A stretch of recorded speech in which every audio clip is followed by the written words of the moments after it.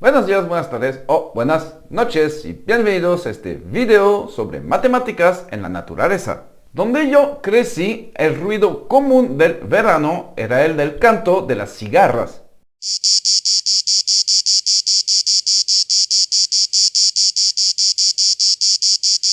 Cantan muy fuerte, hasta 120 decibeles, y son de los animales más ruidosos de la Tierra. De hecho, la manera en que emiten estos sonidos es activamente estudiada por los científicos, pues hasta la fecha no existe un invento concebido por el hombre capaz de emitir un sonido tan fuerte utilizando tan poco espacio y energía.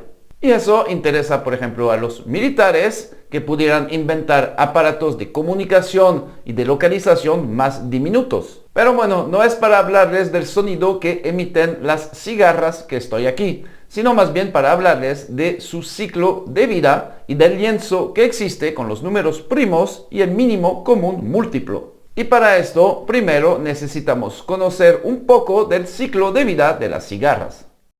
En realidad, el canto de las cigarras en verano representa solo una pequeña parte de su vida.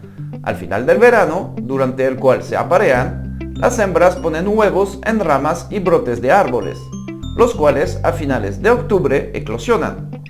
Su progenie, llamadas ninfas, caen al suelo, se entierran y empiezan a alimentarse de raíces y se desarrollar por mudas sucesivas, por lo general durante 2 a 5 años. Cuando las condiciones son favorables, sale de la tierra y una última metamorfosis la transforma en cigarra. Pero no le hacen de forma separada, lo cual les haría vulnerables a los depredadores, sino de modo casi simultáneo como estrategia de protección grupal. Luego viven unas semanas en cuales se reproducen y vuelve a iniciar el ciclo. Bueno, entonces, ¿qué tiene que ver eso con los números primos y el mínimo común múltiplo? Bueno, existen muchísimas especies de cigarras y como les mencioné, la mayoría tienen un ciclo de vida de entre 2 a 5 años. Pero existen en el este norteamericano unas 15 especies que tienen un ciclo de vida mucho más largo. Por ejemplo, la especie Magicicada tredecim tiene un ciclo de vida de 13 años. Y la especie Magicicada septendecim tiene un ciclo de vida de 17 años, uno de los más largos de los insectos. Son escasas. Los años en que salen de tierra son una verdadera plaga de cientos de millones de individuos. A esas especies se les conocen como cigarras periódicas. Y lo curioso es que todos sus ciclos sean de 13 o de 17 años. Y nos podemos preguntar por qué no son de 6, 8, 9, 10 o 12 años. Según varios expertos en el tema, es porque son números primos. Y eso minimiza las posibilidades de encuentro con otras especies, digamos, poco amigables. En efecto, en la época de reproducción, es decir, cuando las cigarras salen a la superficie, es cuando son lo más vulnerables a depredadores y a parásitos. Y el hecho de reaparecer según un esquema de números primos reduce la cantidad de esos encuentros con especies que tengan ciclos de vida más cortos o más grandes que nuestras cigarras. Supongamos que un depredador o un parásito de las cigarras tiene un ciclo de 1 año. Bueno, en este caso comería muy bien el año que salen las cigarras, pero debería esperar 17 años para volver a ver alguna, lo que probablemente mataría a su especie si su supervivencia depende de las cigarras. Supongamos ahora que este depredador o parásito tenga un ciclo de reproducción de 2 años. Entonces se encontrarían cada 17 por 2, es decir, 34 años. Si ahora tuviera un ciclo de 3 años, se encontraría cada 3 por 17, es decir, 51 años, el cual es el récord de longevidad en el reino insecto. Y si tuvieran un ciclo de 4 años, se encontrarían cada 4 por 17, es decir, 68 años. Y en general, si este depredador o parásito tiene un ciclo de n años, y n no es un múltiplo de 17, se encontrarían cada 17 por n años.